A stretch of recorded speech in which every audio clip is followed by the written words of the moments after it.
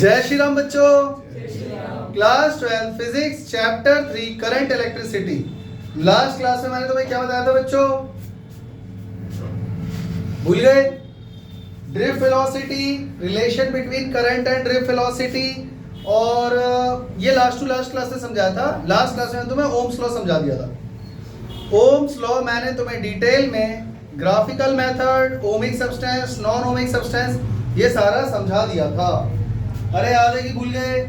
Ohm's law से एक चीज निकल कर आई थी हमारे हाथ, और मैंने तुम्हें बताया था जब भी कोई नई चीज हमारे हाथ लगती है हम उसके पीछे हाथ धोकर पड़ जाते हैं। ओम्स लॉ से हमारे हाथ निकल कर क्या आया बच्चों? जल्दी बोलो। आर, ये नई चीज है। वी के बारे में हम पढ़ चुके हैं। अरे EMF, electromotive force, potential difference, पूरा डिफरेंस टेबल पूरा क्लास ली थी इसके ऊपर। करंट लेक्चर 1 से चलता आ रहा है, dq/dt। भूल गए? एक नई चीज जो मिली वो क्या है? अब हमें इसके पीछे हाथ धो के पड़ जाना है। तो बच्चों रेजिस्टेंस ही आज का हमारा टॉपिक है। आज हम पढ़ने जा रहे हैं रेजिस्टेंस। तो मुझे फटाफट बता दो बच्चों, रेजिस्टेंस होता क्या है, इसको कैसे डिफाइन करें? जल्दी डिफाइन करो, जल्दी खत्म करो। किसी भी कंडक्टर की ये एक ऐसी प्रॉपर्टी होती है जो करंट को फ्लो होने देने में रुकावट पैदा करती है। यही तो है ना, सिंपल सी बात तो यही है। Resistance is the property of a substance और अ कंडक्टर। सब्सटेंस बोलना ज्यादा ठीक रहेगा। By virtue of it, it obstructs the flow of current through itself or obstruct the flow of charge through itself। Current flow होने का मतलब charge ही flow हो रहा है। बोलो हाँ। इसको लिख के खत्म करते हैं। It is the property of material, या सब्सटेंस भी कह सकते हो, by virtue of which it obstruct the flow of current or charge through itself। छोटी क्लास से यही पढ़ते आ रहे हो। फॉर्मूला भी बता दो जल्दी से। R is equal to V upon I। और लास्ट क्लास में मैं तुम्हें ये बात बता चुका हूं कई बार कि R ना तो V पे डिपेंड करता है, R ना ही I पे डिपेंड करता है। R की सिर्फ वैल्यू आपको मिलेगी जब आप V और I का रेशियो निकाल दोगे। हाँ या ना? तो R का फॉर्मूला हो गया बच्चों V अपॉन I। और ये फॉर्मूला कहां से आया बच्चों? ये फॉर्मूला आया ओम्स लॉ से। ओम्स लॉ कहां से आया? ड्रिफ्ट वेलोसिटी के कॉन्सेप्ट से। समझ में आ गया बच्चों? इसी के साथ मुझे ये बता दो, R V पे डिपेंड करता है कि नहीं? R does not depend on V और I। क्या V R पे डिपेंड करता है?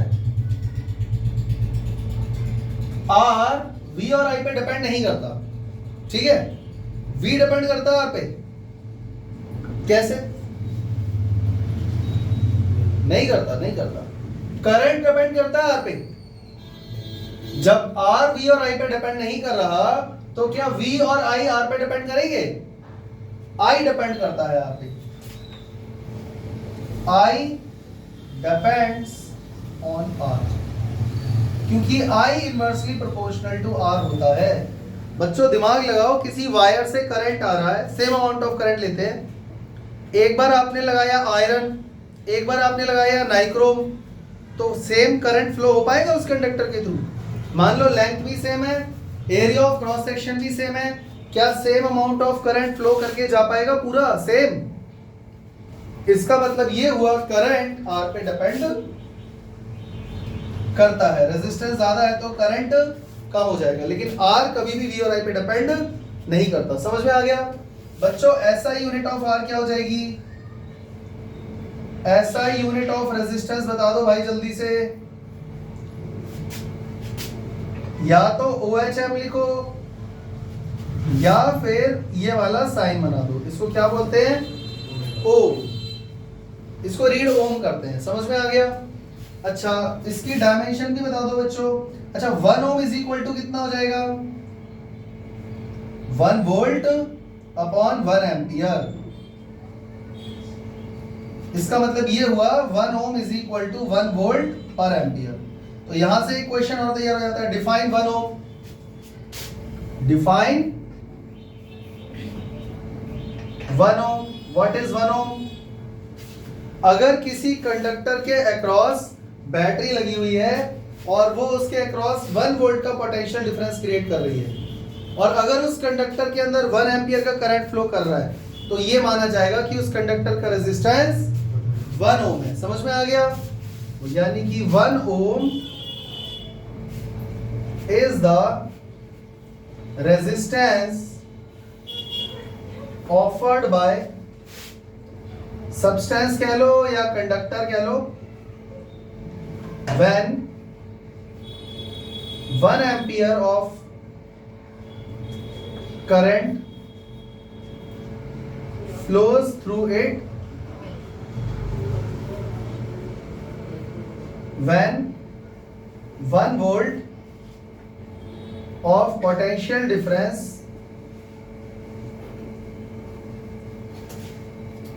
is applied across its ends।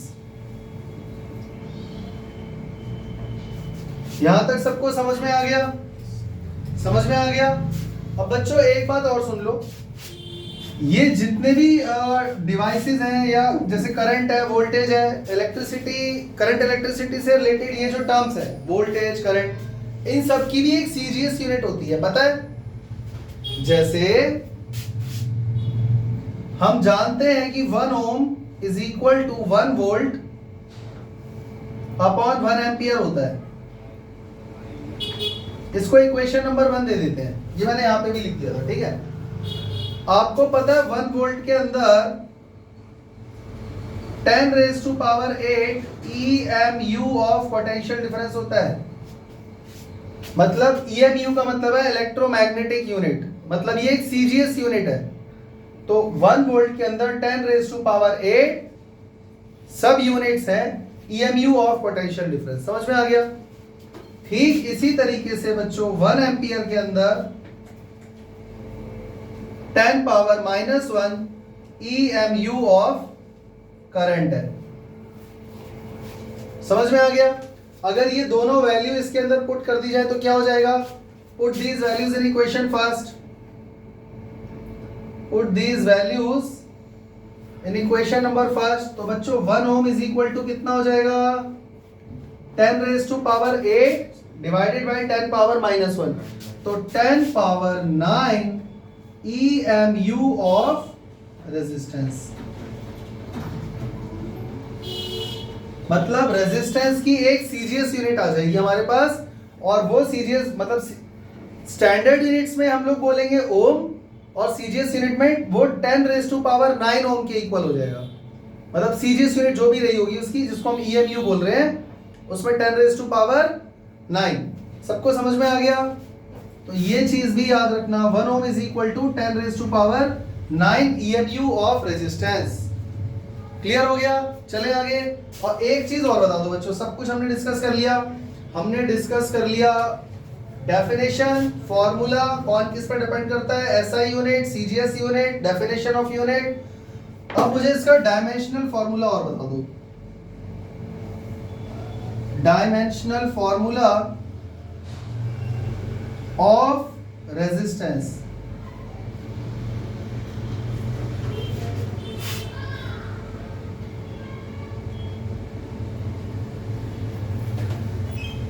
देखो बच्चों, R is equal to V upon I होता है। V की एमएल की डायमेंशन क्या होगी? V की एमएल की डायमेंशन पता है बच्चों? नहीं पता? Potential difference is equal to work done upon charge होता है। भूल गए? यानी वर्क डन की ऐसा यूनिट क्या हो गई? ml2t-2 और अपॉन में चार्ज है, तो चार्ज का क्या होता है बच्चों, AT, लास्ट क्लास में बताया था। इसके अपॉन में क्या आ जाएगा, AT, और अपॉन में चेक करो पहले से ही ये करंट है, तो यहां पर फिर से एक A आ जाएगा। अब आप इसको सॉल्व कर लेना, आंसर आ जाएगा। तो आपका आंसर आ जाएगा M1L2T, देखो ऊपर -2 है, नीचे है +1, तो ऊपर आगे हो जाएगा -3, A-2। तो ये हमारे पास डायमेंशन आ गई रेजिस्टेंस की। कितने बच्चों को यहां तक की कहानी समझ में आ गई, क्लियर हो गया? इसका स्क्रीनशॉट लेके सफाई से, मतलब अच्छे से लिख लेना। जैसे मैंने आधी चीजें इधर इधर लिख रखी है, वो यूनिट के साथ ही उसके नीचे आ जाएंगी और लास्ट में डायमेंशनल फार्मूला डाल देना।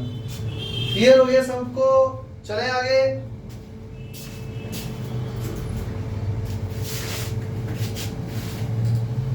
रेजिस्टेंस की कहानी अभी खत्म नहीं हुई है बच्चों।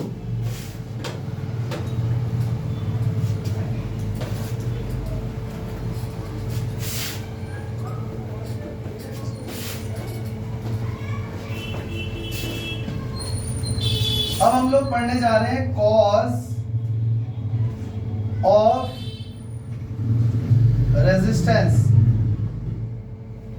अगर मान लो कोई कंडक्टर है, हम जानते हैं कि वो कंडक्टर है, वो गुड कंडक्टर है, मेटल का बना हुआ है, बहुत सारे नंबर ऑफ फ्री इलेक्ट्रॉन्स हैं, करंट तो हर कंडक्टर में पास होता है ना, फिर उसके अंदर ऐसा क्या है कि सबका रेजिस्टेंस अलग अलग है। रेजिस्टेंस का मतलब क्या है, रुकावट पैदा करना, करंट को फ्लो होने से, बहने से रोकना। तो अंदर कोई बैठा हुआ है क्या, वो रस्सी पकड़ के क्या कर रहा है, खींच लेता है, इलेक्ट्रॉन्स को जाने नहीं देता है, या कोई फ्रिक्शन हो रहा है। आखिर रेजिस्टेंस के पीछे रीजन क्या है? रेजिस्टेंस मतलब रुकावट, रेजिस्ट करना, रोकना। पर ये हो कर कौन रहा है, हो क्यों रहा है? अरे सिंपल सी बात है भाई, किसको फ्लो होने देने से रोका जा रहा है, करंट। एक्चुअली कौन फ्लो हो रहा है, चार्ज। तो चार्ज फ्लो होने से रुकेगा कब, ड्रिफ्ट वेलोसिटी में हमने जब डेप्थ में जाके देखा था तब पता चला था कि इलेक्ट्रॉन्स का कॉलिजन हो रहा है, हाँ या ना? तो ये जो इतने सारे कॉलिजन्स हो रहे हैं इलेक्ट्रॉन के एटम्स के साथ, इलेक्ट्रॉन्स के साथ और पॉजिटिवली चार्ज कर्नल्स के साथ, वही रेजिस्टेंस का असली कारण है। समझ में आ गया भाई? इलेक्ट्रॉन ड्रिफ्ट होके कहां जा रहा था, पॉजिटिव प्लेट की तरफ। तो अगर रास्ते में कोई रुकावट ना हो, कोई कॉलिजन ना हो, तो वो तो सीधा चला जाएगा। लेकिन इतनी सारी कॉलिजन्स हो रही हैं, उस वजह से ही तो वो वहां जा नहीं पा रहा। तो यही रेजिस्टेंस का कारण है। What is the cause of resistance? The number of collisions between electron and positively charged atom is the cause of resistance in different conductors। ये बात सबको समझ में आ गई? ये भी क्लियर हो गया? अब आगे चले। अब बात करते हैं फॉर्मूला ऑफ रेजिस्टेंस।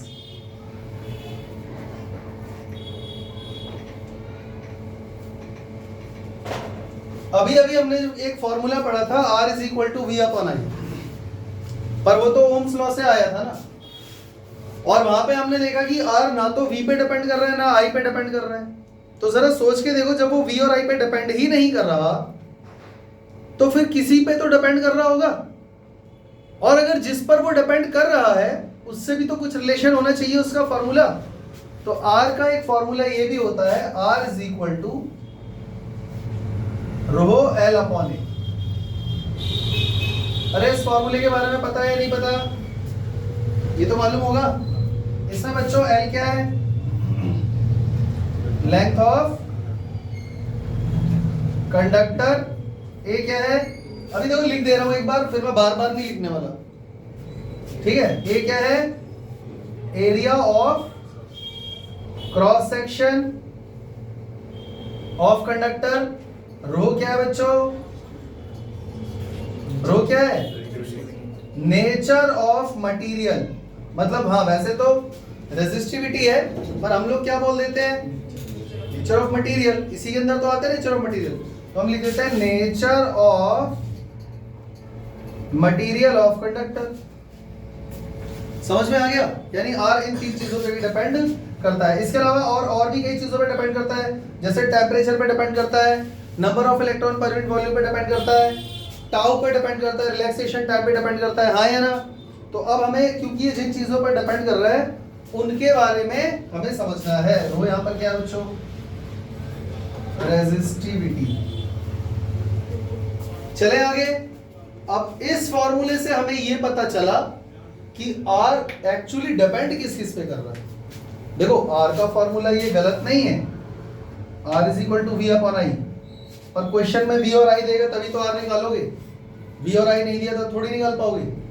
तब हमें R का ऐसा फॉर्मूला चाहिए जिस पर वो डिपेंड कर रहा है। तो इनमें से इन तीनों चीजों पर ही डिपेंड कर रहा है। इसके अलावा और भी कई चीजें हैं जिन पर डिपेंड कर रहा है,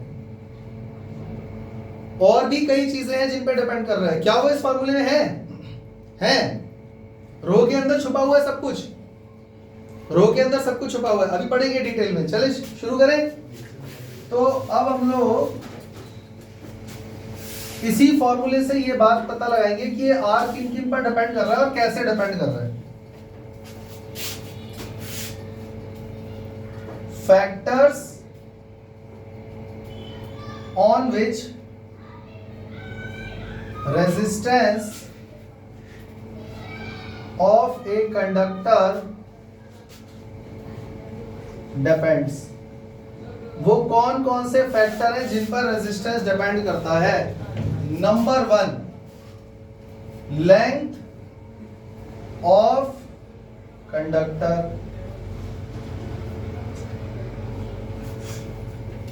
रेजिस्टेंस लेंथ पे कैसे डिपेंड कर रहा है बच्चों, डायरेक्टली प्रोपोर्शनल है, यानी लेंथ अगर डबल हो जाएगी तो रेजिस्टेंस भी डबल हो जाएगा। कोई लॉजिक है इसके पीछे, क्या लॉजिक है? यहां से लेकर यहां तक इलेक्ट्रॉन को पहुंचना है,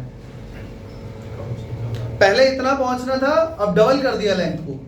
सोचो कॉलिजन कितनी सारी होंगी, डबल नहीं होंगी कॉलिजन्स, तो दिक्कत आएगी ना इलेक्ट्रॉन को मूव करने में, वहां तक पहुंचने में। कॉमन सेंस लगाओ ना, मेरी बात समझ में आ रही है? एक पाइप है जिसमें पानी को यहां से यहां तक जाना है, और एक दूसरा पाइप है जिसमें पानी को यहां से यहां तक जाना है, उसमें फ्रिक्शन ज्यादा नहीं हो जाएगा? समझ में आ गया? ठीक वैसे ही अगर आप लेंथ ऑफ कंडक्टर को डबल कर दोगे तो रेजिस्टेंस भी डबल हो जाएगा। लेंथ ऑफ कंडक्टर को हाफ कर दोगे तो भी बच्चों रेजिस्टेंस क्या हो जाएगा, हाफ हो जाएगा। ये बात क्लियर है, डन है, कोई दिक्कत नहीं है। लेकिन फिर भी बच्चे गलती कर देते हैं, अभी देखते हैं कैसे। Resistance is directly proportional to length of conductor। मतलब कि ऐसे समझ लो R directly proportional to L, L increase होगा तो R भी इंक्रीज होगा। और डायरेक्टली प्रोपोर्शनल का सीधा सा मतलब क्या है, if length doubles the resistance will also becomes double। यहां तक तो कोई दिक्कत नहीं है, ये तो समझ में आ गया होगा। अगर लेंथ डबल होगी तो रेजिस्टेंस भी डबल हो जाएगा, और अगर बच्चों लेंथ हाफ हो जाए तो रेजिस्टेंस भी हाफ हो जाएगा। उसके लिए अलग से स्टेटमेंट लिखने की जरूरत तो नहीं है, इसके अंदर वो चीज क्लियर हो रही है कि लेंथ अगर हाफ करोगे तो ये भी हाफ हो जाएगा। अगर मान लो बच्चों एक कंडक्टर है जिसकी लेंथ है L, उसको मैंने दो पार्ट्स में कट कर दिया। इसके आगे की कहानी बता रहा हूं। एक लेंथ ऑफ कंडक्टर है, एक कंडक्टर है जिसकी लेंथ है L, उसका रेजिस्टेंस है R, उसको दो पार्ट्स में कट कर दिया, इक्वल पार्ट्स में। तो दोनों जो पार्ट हैं उनकी लेंथ कितनी हो जाएगी? L/2 L/2, आधा आधा। तो उन दोनों का रेजिस्टेंस क्या होगा? देखो बच्चों, ये हमारे पास एक कंडक्टर है, इसकी लेंथ थी पहले L और इसका रेजिस्टेंस था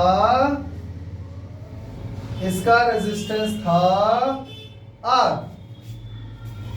फिर हमने इसको चाकू से दो हिस्सों में काट दिया। अब ये कुछ ऐसा बन गया, एक ऐसा बन गया और एक ऐसा बन गया। अब बच्चों चेक करो इसकी लेंथ कितनी हो गई? L/2 और इसकी लेंथ हो गई L/2। सेम मटेरियल है, मटेरियल चेंज नहीं हुआ है। अब बताओ इसका रेजिस्टेंस कितना होगा, इसका कितना होगा? R/4। इसका रेजिस्टेंस हो जाएगा बच्चों R/2, इसका रेजिस्टेंस हो जाएगा। इसके ऊपर अलग से क्वेश्चन कराने की जरूरत तो नहीं है, समझ में आ गया ना डायग्राम से? तो अगर आप किसी भी कंडक्टर की लेंथ को हाफ कर दोगे तो उसका रेजिस्टेंस भी हाफ हो जाएगा। समझ गए? अच्छा, मान लो अगर इसी से ये बात निकल कर आती है रिजल्ट कि अगर कोई कंडक्टर की लेंथ है L, उसको मैंने 4 टुकड़ों में काट दिया, तो रेजिस्टेंस हर टुकड़े का कितना हो जाएगा? R/4 R/4। तो यहां से एक बात तुम्हें ये याद रखनी है, if a conductor of length L is cut या divided into n parts, then resistance of each part will be R/n। नहीं आ रहा ना समझ में? अरे इसी से लिंक कर रही है ये चीज यार। इसमें 2 टुकड़े करे थे तो R/2 R/2, 4 करोगे R/4, n टुकड़े कर दोगे तो हर टुकड़े का रेजिस्टेंस कितना होगा? R/n। मतलब मैं ये चीज डायरेक्ट भी लिख सकता था, मैंने सोचा एग्जांपल समझाऊं तो ज्यादा अच्छा रहेगा। अब तुम्हें इसके बारे में सब कुछ समझ में आ गया बच्चों? पक्का? अगर इस टॉपिक के ऊपर एक छोटा सा क्वेश्चन दे दूं, कर लोगे? करें? इसको नोट डाउन कर लेना कॉपी में। समझ गए? अब एक क्वेश्चन करते हैं।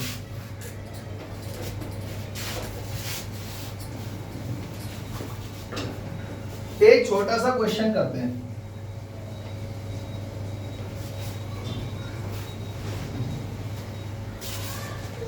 A conductor whose resistance is R is stretched to double its length. Find the resistance of find the new resistance.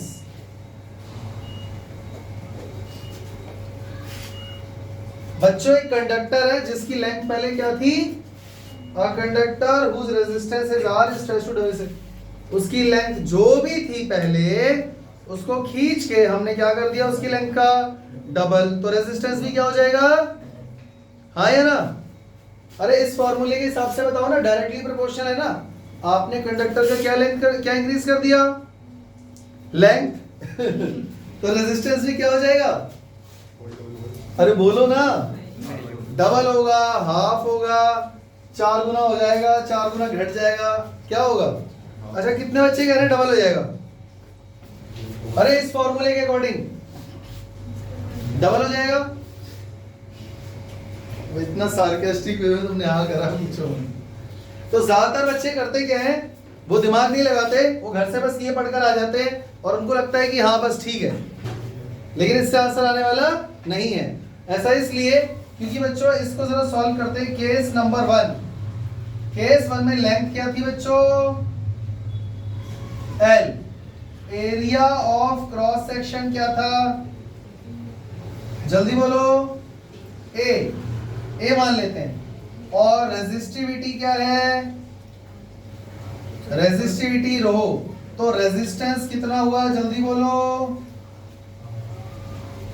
Resistance को हम किससे डिनोट कर रहे हैं? आर से। तो आर का फॉर्मूला आ गया हमारे पास रो एल अपॉन ए। समझ में आ गया? अब आ जाओ केस 2 पे। केस 2 इसके नीचे स्टार्ट कर दूं।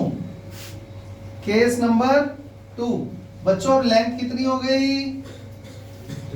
12। एरिया ऑफ क्रॉस सेक्शन क्या हो गया? बच्चों दिमाग लगाओ, क्या एरिया ऑफ क्रॉस सेक्शन उतना ही रहेगा जितना पहले था? च्युइंगम खाइए कभी? च्युइंगम को खींचोगे तो क्या होगा? पतली हो जाएगी ना। तो जब आप इस रॉड को खींचोगे तो जरा चेक करो, लेंथ तो डबल हो गई पर एरिया ऑफ क्रॉस सेक्शन उतना ही रहेगा, कम हो जाएगा। अब हाफ होगा या कितना होगा ये हमें आइडिया नहीं है ना? वो देखना पड़ेगा। Area of cross section find करना पड़ेगा, ये अलग झमेला हो गया। और इसकी रेजिस्टिविटी क्या हो गई बच्चों? रेजिस्टिविटी हो गई रो, क्योंकि मटेरियल तो सेम ही है ना, मटेरियल थोड़ी चेंज हो गया। अब ये जो नया, अच्छा इसका जो न्यू रेजिस्टेंस होगा उसको बच्चों आर डैश मान लूं, कोई दिक्कत तो नहीं है? आर डैश मान लूं।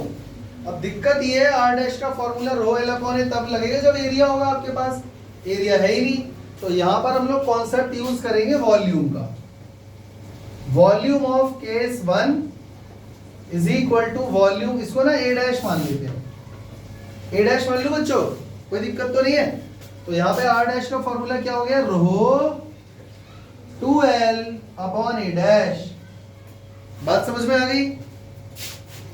इसको बॉक्स में बंद कर देते हैं, पर ये हमारा फाइनल आंसर नहीं है, क्योंकि हमारा फाइनल आंसर है न्यू रेजिस्टेंस आर डैश। तो केस 1 का वॉल्यूम और केस 2 का वॉल्यूम सेम रहेगा।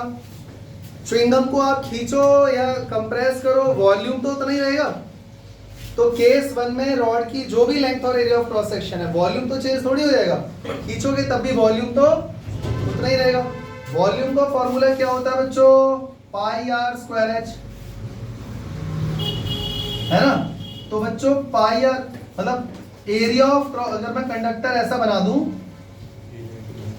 एरिया ऑफ क्रॉस सेक्शन को ए मान लेते हैं, लेंथ को एल मान लेते हैं, तो इसका pi R square h, pi R square हो गया ए, लेंथ हो गई एल, और यहां पर वॉल्यूम कैसे निकालोगे? ए डैश इंटू लेंथ हो गई 2l।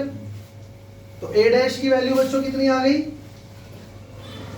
ए डैश की वैल्यू कितनी आ गई? एल के अपॉन में 2l आ जाएगा, तो एल से एल कट गया a/2, यानी एरिया ऑफ क्रॉस सेक्शन क्या हो गया? आ गई बात समझ में? तो ए डैश की वैल्यू आपको यहाँ पे पुट करनी पड़ेगी, तब न्यू रेजिस्टेंस आएगा। तो बच्चों बताओ क्या हो गया? अब हमारे पास न्यू रेजिस्टेंस आ गया रो 2l अपॉन ए डैश। ए डैश की वैल्यू क्या है? a/2।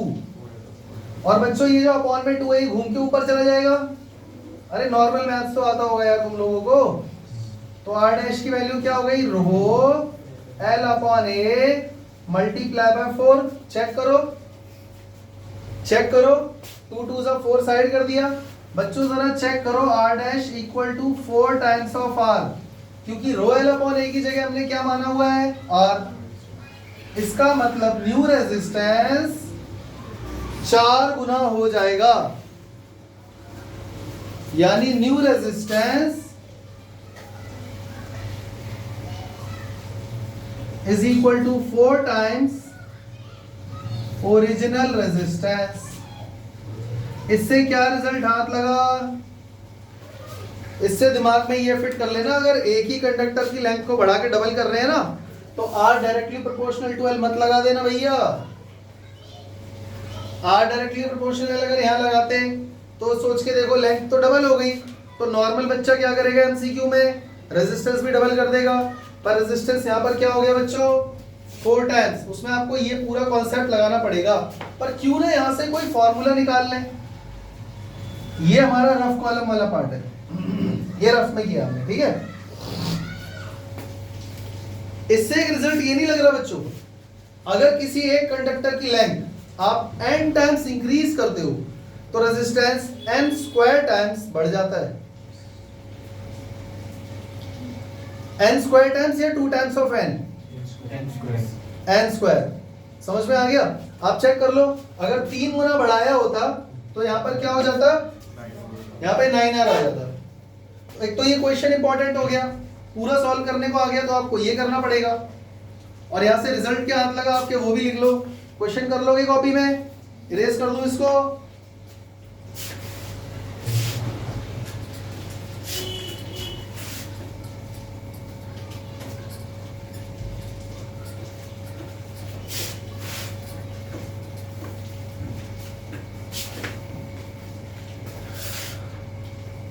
If a conductor is stretched to n times its length, then new resistance will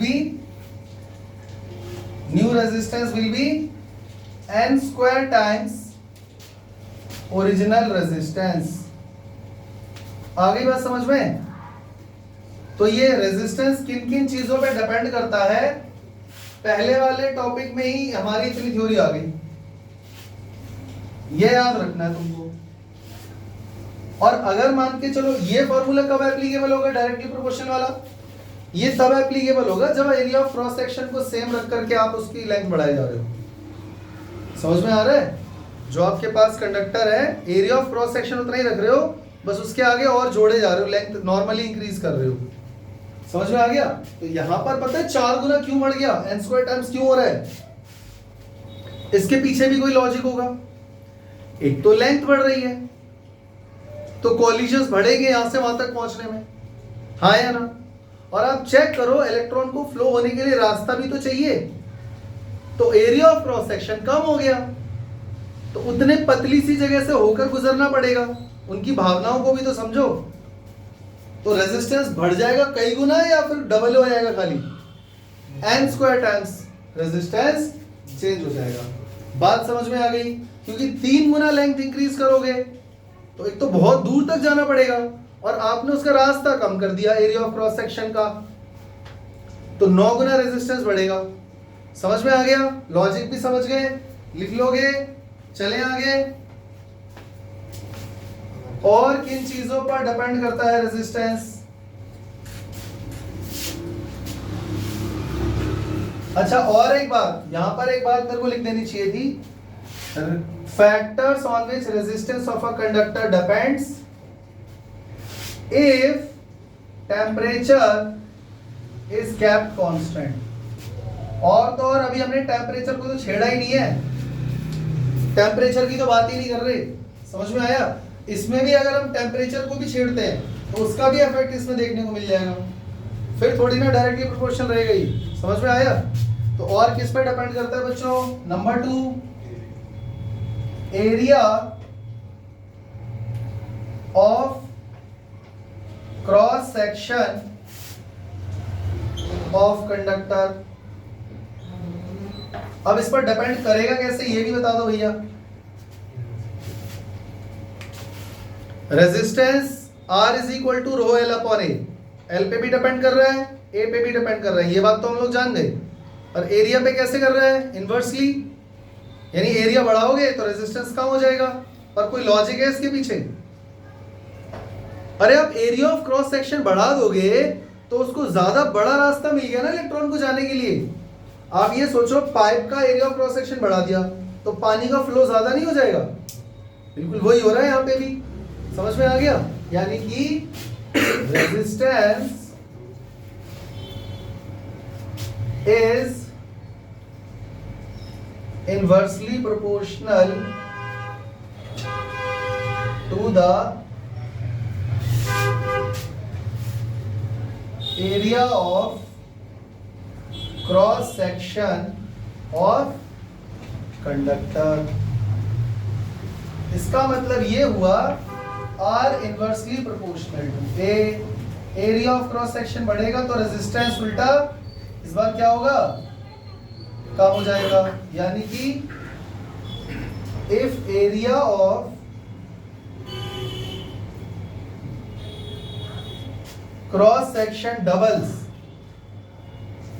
then resistance becomes half.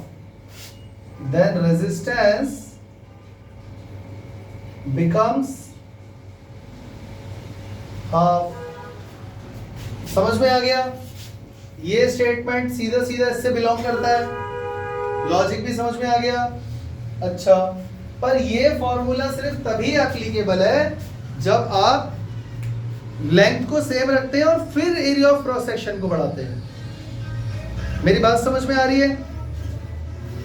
इससे पहले हमने क्या पढ़ा था कि लेंथ पे कैसे डिपेंड कर रहा है। तो लेंथ को आप फिक्स अगर आप लेंथ को डबल करोगे तो रेजिस्टेंस डबल हो जाएगा, लेकिन ऐसा तब होगा ना जब एरिया ऑफ क्रॉस सेक्शन को फिक्स कर दोगे।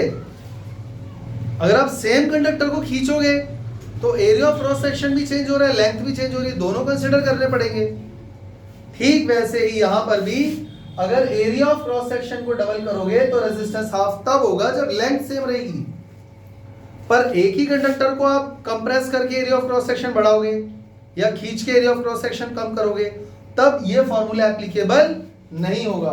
तब तुम्हें दोनों का वॉल्यूम इक्वल करके, दोनों का इफेक्ट कंसीडर करके न्यू रेजिस्टेंस फाइंड करना होगा। नहीं आया ना समझ में? नहीं आया ना? अभी इससे पीछे जो हमने न्यूमेरिकल किया था ना, वही बात बता रहा हूं मैं तुम्हें बच्चों। अभी मैंने क्या बताया था? R directly proportional to L, L double हो जाएगा तो R भी डबल हो जाएगा। पर न्यूमेरिकल में ऐसा हुआ क्यों?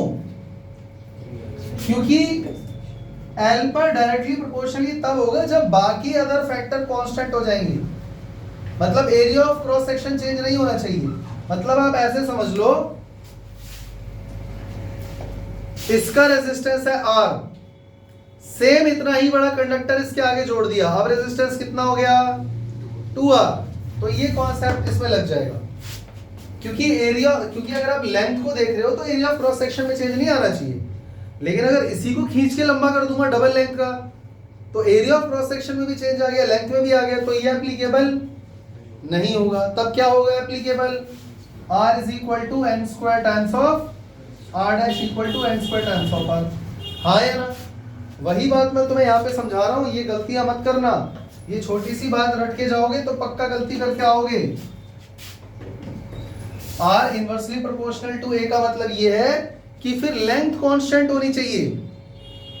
अगर आप लेंथ भी चेंज कर रहे हो, स्ट्रेच कर रहे हो, कंप्रेस कर रहे हो और एरिया ऑफ क्रॉस सेक्शन भी चेंज कर रहे हो, तब आपको बिल्कुल वही कॉन्सेप्ट लगाना है जो भी मैंने न्यूमेरिकल में लगाया था। नहीं आ रहा समझ में? जिसको नहीं आ रहा है उसके लिए क्वेश्चन करते हैं। Find the new resistance of a conductor if it is compressed in such a way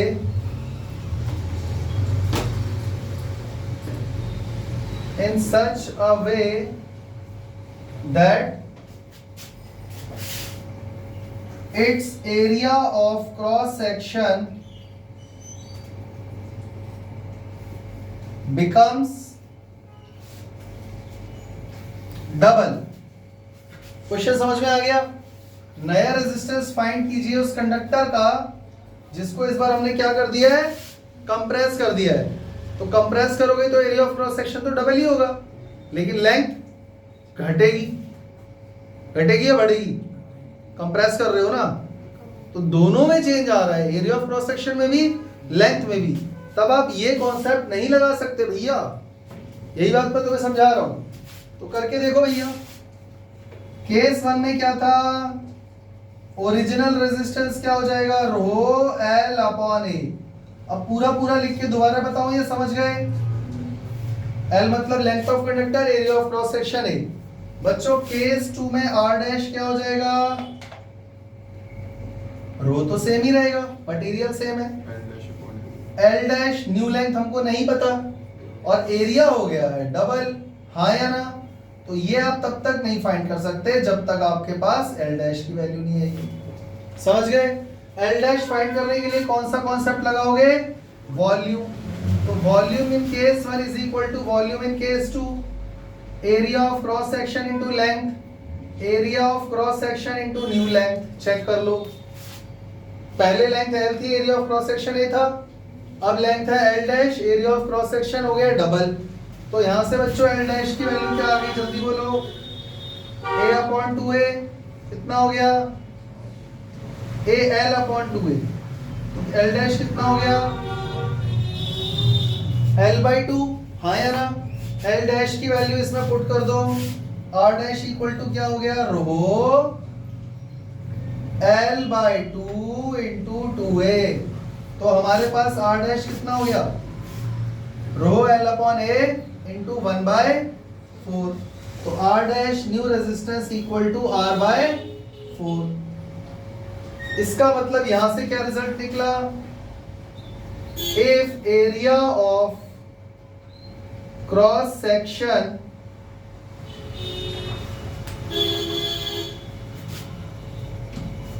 if area of cross section of a conductor of same conductor becomes double on compressing, then new resistance will be R by n square। हाँ या ना, समझ में आ गया। क्योंकि common sense लगाओ ना, आप उसको कंप्रेस करते करते एकदम पतला सा सिक्का बन जाएगा। तो एरिया ऑफ क्रॉस सेक्शन तो बहुत ज्यादा है, लेंथ उसको क्रॉस करनी है थोड़ी सी, तो रेजिस्टेंस कितना कम हो जाएगा। नहीं आ रहा समझ में, क्लियर हो गया। तो ये फॉर्मूला याद रखना। और ये कहाँ एप्लीकेबल है, कहाँ एप्लीकेबल नहीं है, मैंने बता दिया है, रिपीट करके सुन लेना वीडियो प्ले करके।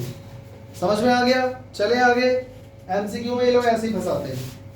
चलते हैं इसके अगले टॉपिक पे। और किस पे डिपेंड करता है ये, factors on which conductors depend, अगर टेम्परेचर को फिक्स कर दिया जाए।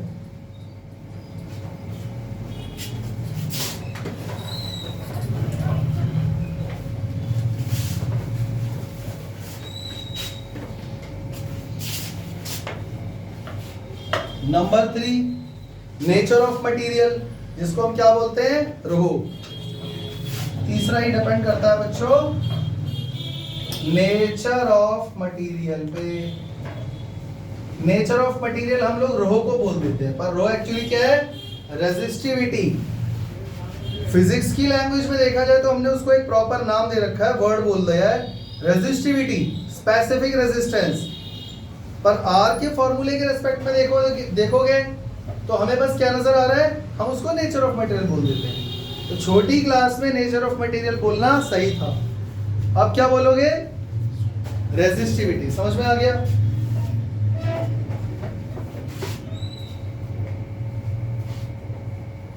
इसका मतलब resistance also depends on nature of material. Nature of material से क्या मतलब है, इसका क्या कहना चाह रहा है नेचर ऑफ मटेरियल, क्या नेचर। भाई इसके लिए तुम्हें रो का फॉर्मूला खोलना पड़ेगा। तो रो जो है वो इनवर्सली प्रोपोर्शनल टू एन होता है, वेयर एन इज, नहीं सॉरी गलत लिख दिया मैंने। रो डायरेक्टली प्रोपोर्शनल, रो का फॉर्मूला क्या होता है, R inversely proportional to n होता है। और रो के फॉर्मूले में n आता है, n m अपॉन n ई स्क्वायर टाउ, हाँ है ना। तो कुल मिला के बात ये है कि n का मतलब होता है नंबर ऑफ इलेक्ट्रॉन्स पर यूनिट वॉल्यूम, यानी कि इलेक्ट्रॉन डेंसिटी। और बच्चों कॉमन सेंस लगाओ, अगर नंबर ऑफ इलेक्ट्रॉन्स पर यूनिट वॉल्यूम जितने ज्यादा होंगे रेजिस्टेंस उतना ही कम होगा, समझ गए। और जितने नंबर ऑफ इलेक्ट्रॉन पर यूनिट वॉल्यूम कम होंगे उतना ही रेजिस्टेंस ज्यादा होगा। तो प्लास्टिक का रेजिस्टेंस ज्यादा है या गोल्ड का, क्यों भैया, क्योंकि पक्का उसमें फ्री इलेक्ट्रॉन्स नहीं है। 1 सेंटीमीटर क्यूब आप एक प्लास्टिक ले लो, उसमें फ्री इलेक्ट्रॉन्स होंगे ही नहीं, ना के बराबर। समझ में आ गया? और गोल्ड के अंदर इतने फ्री इलेक्ट्रॉन्स है कि पूछो ही मत। समझ में आ गया? तो इसीलिए उन दोनों के रेजिस्टेंस में भी बहुत फर्क है। भैया फ्लो कौन हो रहा है? चार्ज ही नहीं है। रेजिस्टेंस भी तब बेचारा ऑफर करेगा ना जब कोई रुकावट उसके फ्लो में पैदा करेगा। फ्लो होने के लिए कोई नहीं है। समझ में आ गया? और जिसमें है अगर कुछ थोड़े बहुत इलेक्ट्रॉन फ्लो होने के लिए, तो उनमें हम कंपेयर कर लेते हैं। जिसमें ज्यादा है उसका रेजिस्टेंस कम होगा, जिसमें इलेक्ट्रॉन्स कम है उनका रेजिस्टेंस ज्यादा होगा। नहीं समझे ना? कुछ समझ में नहीं आ रहा है। नाइक्रोम का नाम सुना है? क्या होता है? एक अलॉय है जिसका रेजिस्टेंस बहुत ज्यादा होता है। और बच्चों कॉपर का नाम सुना है? ये एक मेटल है जो कि बहुत अच्छा कंडक्टर है। तो अगर मैं इन दोनों की लेंथ को रखता हूं same, area of cross section को रखता हूं सेम, तो क्या दोनों का रेजिस्टेंस सेम होगा? इसका रेजिस्टेंस है बहुत ज्यादा, इसका रेजिस्टेंस है बहुत कम। यानी कि आप ऐसे समझ लो, resistance of nichrome is 60 times the resistance of copper। दिखने में एक जैसे है, दोनों मेटल है, शाइनी है, सोनोरस है ना, लस्ट्रस है, सुंदर है, लेंथ भी सेम है, एरिया ऑफ क्रॉस सेक्शन भी सेम है। फिर ऐसा क्या हो गया इनके अंदर कि एक बहुत ज्यादा रेजिस्टेंस ऑफर कर रहा है, एक कम कर रहा है? यही तो नेचर ऑफ मटेरियल है। समझ में आ गया? तो नेचर ऑफ मटेरियल के अंदर बात कुल मिला के इससे हो रही है नंबर ऑफ इलेक्ट्रॉन पर यूनिट वॉल्यूम से। समझ में आ गया? तो पक्का कॉपर के अंदर नंबर ऑफ इलेक्ट्रॉन पर यूनिट वॉल्यूम ज्यादा रहे होंगे, इसलिए इसका रेजिस्टेंस कम है। क्योंकि नंबर ऑफ इलेक्ट्रॉन ज्यादा होंगे तो रेजिस्टेंस कम होगा। और नाइक्रोम में नंबर ऑफ इलेक्ट्रॉन पर यूनिट वॉल्यूम कम रहे होंगे, इसीलिए उसका रेजिस्टेंस ज्यादा है। आ गई बात समझ में? नहीं आया समझ में? चलते हैं आगे। चले आगे, इसको इरेज कर दूं बच्चों।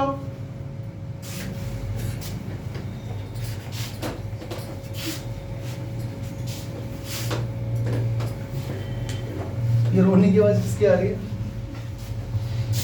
रोना नहीं है भाई, पढ़ाई करनी है।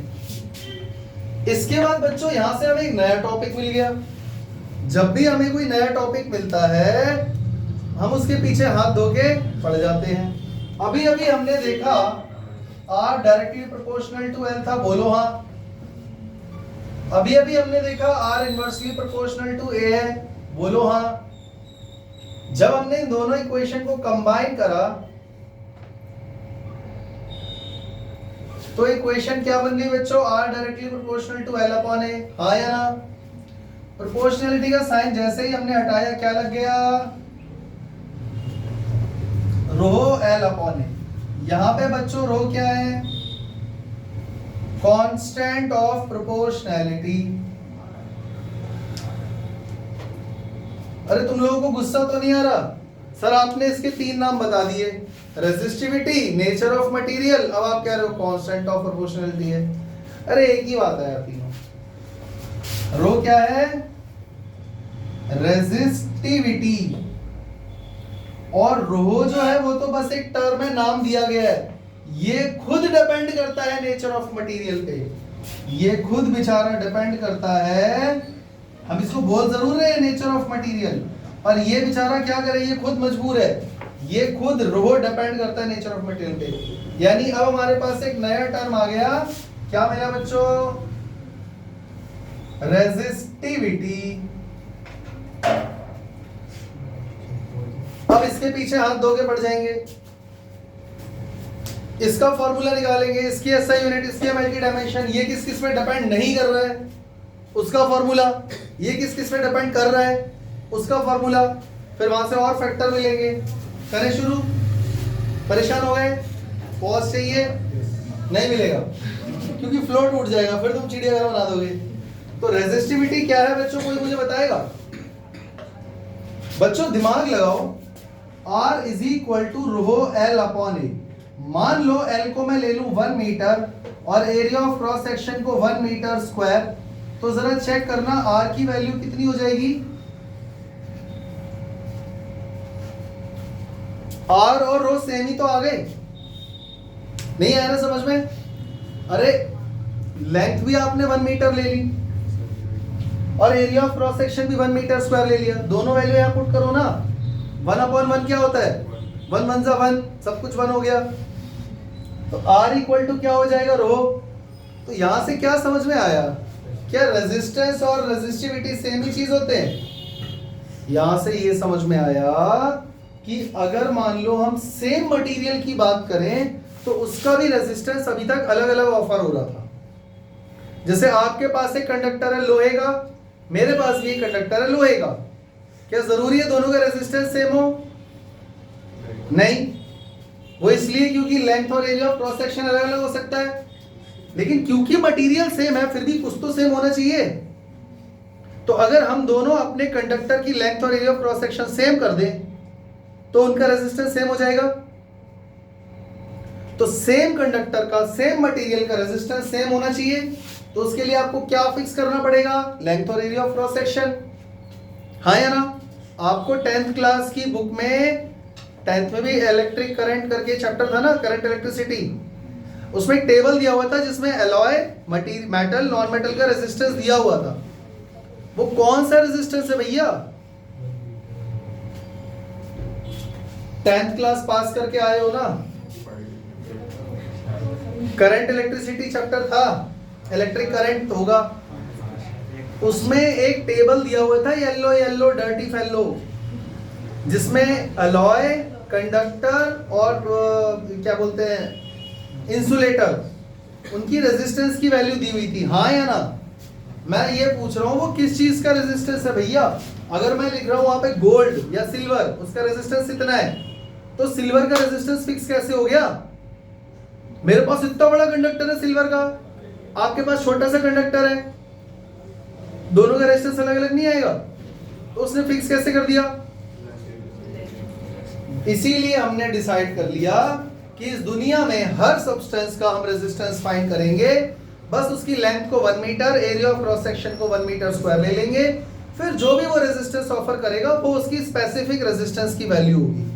यानी कि रेजिस्टिविटी को हम लोग क्या बोलते हैं? Specific resistance. अरे भैया है तो रेजिस्टेंस ही, है तो रेजिस्टेंस ही, वो भी आर तो इसकी वैल्यू आर की इक्वल ही रही है, बस लेंथ और area of cross section fix कर दिया। यानी कि हम इसको ये बोलेंगे, it is the resistance of a conductor whose length is 1 meter and area of cross section is 1 meter square। बताओ क्या दिक्कत है? नहीं आ रहा समझ में? नहीं आ रहा? क्या मैं ये बोल सकता हूं बच्चों, it is the resistance, it is का मतलब समझ गए ना? इट इज मतलब रेजिस्टिविटी या स्पेसिफिक रेजिस्टेंस। आप ऐसे ही लिख लेना स्पेसिफिक रेजिस्टेंस, नहीं तो गलती करोगे पक्का। तो लिखना specific resistance is the resistance offered bye cubic unit of conductor. अरे आप खुद सोचो ना, जब लेंथ भी 1 मीटर है, एरिया ऑफ क्रॉस सेक्शन भी 1 मीटर स्क्वायर है, तो क्यूब नहीं बन गया? क्यूब नहीं बन गया है? देखो लेंथ भी 1 मीटर है और इसका एरिया भी 1 मीटर स्क्वायर तभी होगा जब ये 1 मीटर होगा। तो ऐसे सब्सटेंस का जो रेजिस्टेंस होगा उसको हम लोग क्या बोल देंगे बच्चों? भूलते ही नहीं हो, क्या बोलेंगे? स्पेसिफिक रेजिस्टेंस या फिर रेजिस्टिविटी। क्लियर हो गया?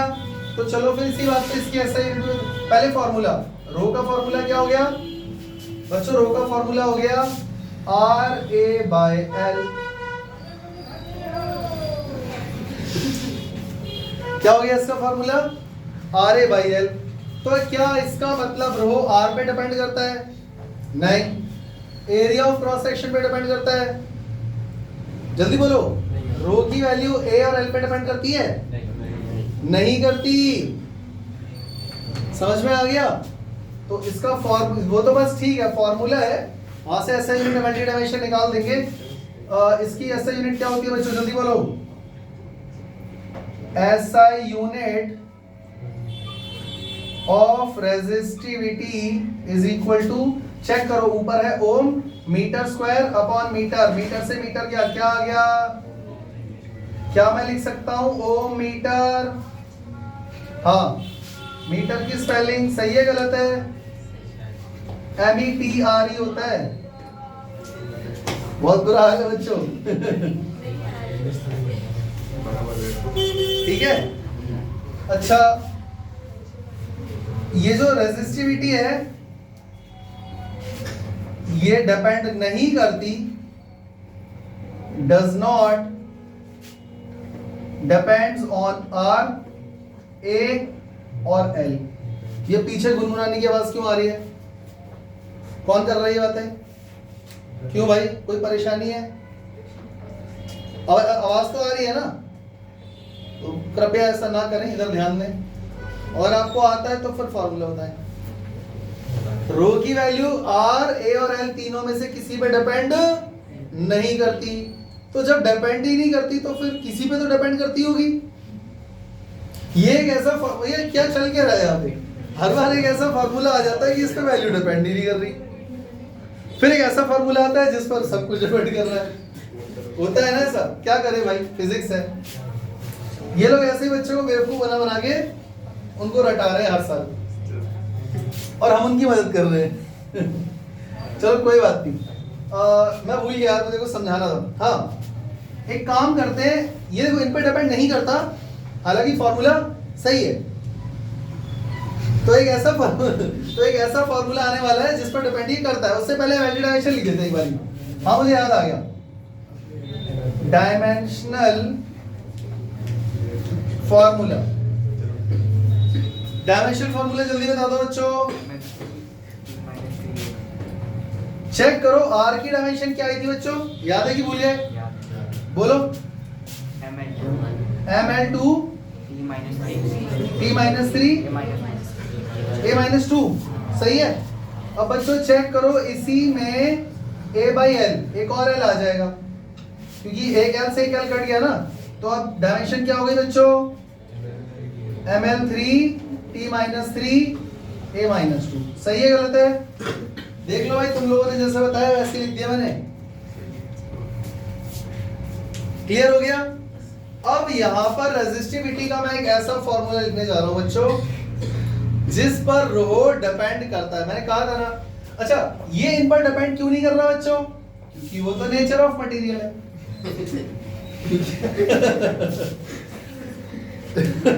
क्योंकि वो तो नेचर ऑफ मटेरियल, और नेचर ऑफ मटेरियल में ना R आता है, ना A आता है, ना L आता है। हाँ या ना? तो याद रखना बच्चों, रो का फॉर्मूला है m/ne²τ। कुछ याद आया? पिछले 2 या 3 लेक्चर में हम लोग इसके बारे में चर्चा कर चुके हैं।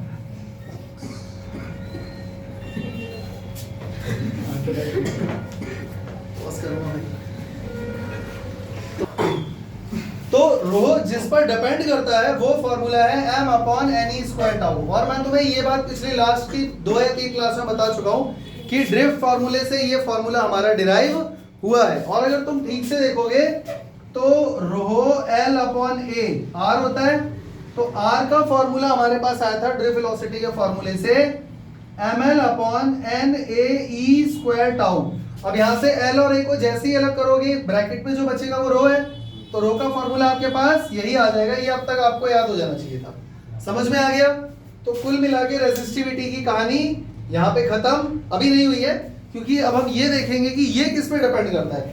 जैसे हमने रेजिस्टेंस पढ़ा था आज, फैक्टर अफेक्टिंग रेजिस्टेंस अलग से पढ़ा था, वैसे ही ये कॉन्सेप्ट था रेजिस्टिविटी का। अब हम पढ़ने जा रहे हैं factor on which resistivity depends. तो ये सारा नोट डाउन कर लेना।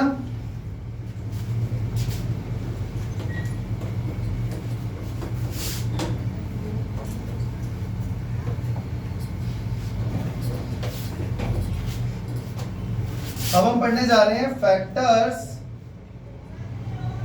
On which resistivity depends. तो देखो ये चीज हमें कहां से पता चलेगी, फॉर्मूले से ही पता लगेगी। रो का फॉर्मूला क्या है बच्चों, m upon n e square tau. अब तुम लोग ये चेक कर सकते हो बच्चों कि यहां पे जो m है वो क्या है, मास ऑफ इलेक्ट्रॉन। अब ये कोई वेरिएबल तो है नहीं जो इस पर डिपेंड करेगा, ये तो फिक्स वैल्यू हो गई, यानी इसके ऊपर डिपेंड नहीं कर रहा है। अच्छा n क्या है बच्चों, नंबर ऑफ इलेक्ट्रॉन्स पर यूनिट वॉल्यूम, हाँ या ना, इसी को हम लोग बोलते हैं इलेक्ट्रॉन डेंसिटी। इस पर डिपेंड कर रहा है क्योंकि अलग अलग मटेरियल में नंबर ऑफ इलेक्ट्रॉन पर यूनिट वॉल्यूम अलग अलग होते हैं। तो ये सीधा सीधा किस पर डिपेंड कर रहा है, n पे। अच्छा ई स्क्वायर पे आ जाओ, ई है charge on electron, charge on electron. क्या चार्ज ऑन इलेक्ट्रॉन वेरिएबल है? आप कोई भी कंडक्टर ले लो, उसमें इलेक्ट्रॉन का मास और चार्ज की वैल्यू थोड़ी ना चेंज हो जाएगी, तो वो सेम ही रहेगी। और क्या बचा बच्चों, टाउ, यानी कि रिलैक्सेशन टाइम, इस पर भी डिपेंड करता है रो। समझ में आ गया? यानी कुल मिला के रो दो चीजों पे डिपेंड करता है। Number one, rho inversely proportional to n। Number of electron पर यूनिट वॉल्यूम बढ़ेंगे तो रेजिस्टिविटी घटेगी, और रेजिस्टिविटी अगर घटेगी तो रेजिस्टेंस भी घटेगा, क्योंकि resistance is equal to specific resistivity. याद है कि भूल गए? तो इसके बारे में स्टेटमेंट लिखूं या समझ गए? Resistivity is inversely proportional to number of electrons per unit volume। समझ में आ गया? चले आगे। नंबर 2 और किस पे डिपेंड कर रहा है बच्चों, रो इनवर्सली प्रोपोर्शनल टू टाउ। बच्चों ये जो टाउ है ना, अब ये भी किसी और पे डिपेंड करता है। देखो इसके बारे में मैं तो बता देता हूं, tau depends on temperature and tau is inversely proportional to temperature। यानी टेम्परेचर बढ़ेगा तो टाउ घटेगा, और अगर टाउ घटेगा तो रेजिस्टिविटी बढ़ेगी। कितने बच्चों को मेरी बात समझ में आ गई? फिर से समझ लो। टेम्परेचर, सॉरी मैंने गलत कर दिया, और रिलैक्सेशन टाइम नहीं, सही है सही है बच्चों। पहले मेरी बात सुनो, पहले आप ये समझो टाउ है क्या। टाउ है रिलैक्सेशन टाइम का एवरेज। समझ में आ गया?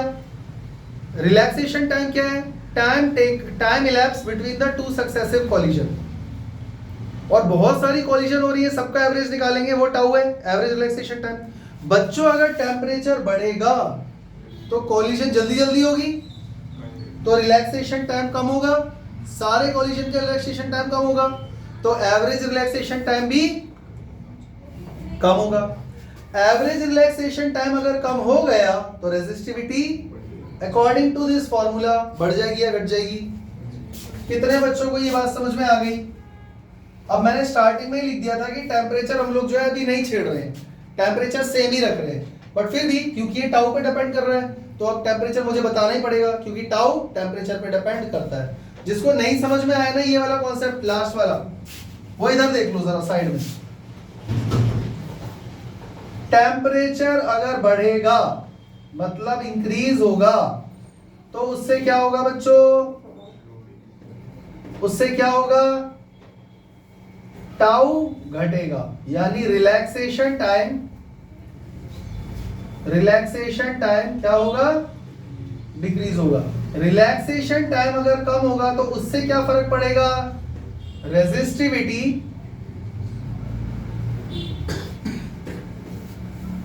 यानी रो बढ़ जाएगा।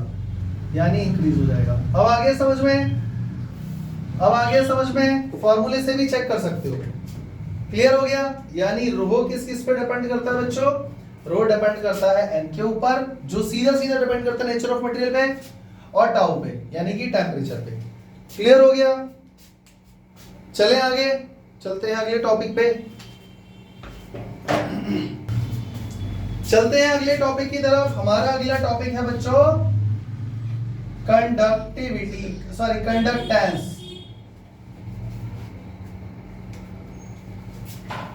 इसमें हम ज्यादा टाइम नहीं वेस्ट करने वाले। रेजिस्टेंस समझ में आ गया बच्चों? रेजिस्टेंस क्या कर रहा है? इलेक्ट्रॉन या चार्ज के फ्लो को बहने से रोक रहा है। तो ये रेजिस्टेंस का बिल्कुल रेसिप्रोकल है, मतलब कि ये चार्ज को कितना इजीली किसी कंडक्टर के अंदर से फ्लो होने देता है, उसको बोलते हैं कंडक्टेंस। कंडक्टेंस क्या होता है बच्चों? Conductance of a conductor is a property by which it allows the electric current या charge to pass through it easily। समझ में आ गया?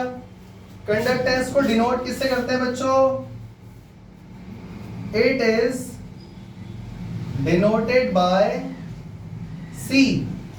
इसका फॉर्मूला क्या होता है? C is equal to 1/R। Resistance का रेसिप्रोकल। अच्छा, रेजिस्टेंस का फॉर्मूला क्या था बच्चे लोग? अरे मैं कुछ और बोलने वाला था, रो L अपॉन E, तो ये L बाय रो ही हो जाएगा। अरे हाँ ठीक है भाई, बच्चा ही हो तुम लोग। R is equal to rho A by L हो जाएगा। समझ में आ गया? तो यहां से इसकी ऐसा यूनिट क्या निकल कर आ जाएगी बच्चों? ऐसा यूनिट भी बता दो जल्दी से। ऐसा unit ohm inverse metre inverse. कोई दिक्कत? बच्चों ओम इनवर्स की जगह ऐसे लिख सकते हैं, OHM इनवर्स मीटर इनवर्स। बच्चों क्या हम इसकी जगह ये लिख सकते हैं, MHO मोह मीटर इनवर्स। बच्चों हम इसकी जगह लिख सकते हैं siemens metre inverse. Ohm inverse को साइमन ही बोलते हैं, या फिर MHO मोह लिखो। पर ये सब पुरानी बातें हैं, अब तुम लोगों को ये लिखना है या ये लिखना है। कोई दिक्कत? ये ऊपर आएगा ना कंडक्टेंस में, तो सिर्फ मैंने कुछ गड़बड़ कर दिया? आपने कंडक्टिविटी की। ओहो, ये तो बहुत बड़ा अपशाउन हो गया बच्चों मिस्टेक से मिस्टेक हो गया फ्लो में, क्योंकि ये रेजिस्टेंस का रेसिप्रोकल है, तो इसकी ऐसा यूनिट क्या होगी बच्चों? सिर्फ ओम इनवर्स, या फिर समझ गए ना? इनमें से तुम्हें जो अच्छा लगे, जो सुंदर लगे लिख देना, ठीक है? चलो इसकी डायमेंशन भी बता दो जल्दी से। रेजिस्टेंस की एमएलटी डायमेंशन याद है? खाली साइन चेंज करने हैं पावर्स के। बोलो जल्दी। M-1 L-2 E+3 A+2। सही है गलत है? चेक कर लो, चेक कर लो भाई, सब कुछ सही है। समझ गए? इसके बाद एक टॉपिक और बचा है छोटा सा, कंडक्टिविटी। कंडक्टिविटी क्या होता है बच्चों? ये रेजिस्टिविटी का रेसिप्रोकल है। समझ में आ गया? It is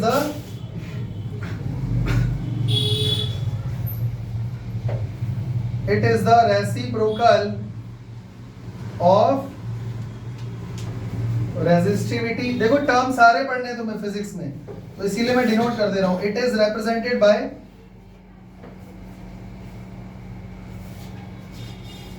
sigma.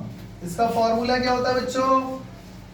1/ρ। तो इसका फॉर्मूला क्या हो गया 1/ρ के हिसाब से ne² टाउ बाय m। इसकी SI यूनिट क्या हो गई, जल्दी बोलो, ओम इनवर्स मीटर इनवर्स। ये आपको हरकत दोबारा करने में ना डर लग रहा है, साइमन मीटर इनवर्स। ठीक है बच्चों, इतना काफी है। चलो लिख ही देता हूं, ओम इनवर्स मीटर इनवर्स। हाँ वो भी लिख रहा हूँ MHO मीटर इनवर्स। ठीक है, और बच्चों इसकी डायमेंशन क्या होगी, डायमेंशनल फॉर्मूला। अगर आपको रेजिस्टिविटी का डायमेंशनल फॉर्मूला याद है, उसमें पावर्स का साइन चेंज करना है खाली, तो क्या हो जाएगा बच्चों, m-1 l-3 t+3 a+2। Check कर लेना, समझ में आ गया बच्चों। तो आज हम लोगों ने resistance, factors on which resistance depends, resistivity, factors on which resistivity depends, conductance और कंडक्टिविटी तक टॉपिक खत्म कर दिए। समझ में आ गया। अगर हम इसी स्पीड से चलते रहे तो हो सकता है चैप्टर जल्दी हो जाए और फिर हम न्यूमेरिकल करें। तो मिलते हैं अगली क्लास में इसी जोश के साथ, तब तक के लिए जय हिंद, जय श्री राम। जय हिंद।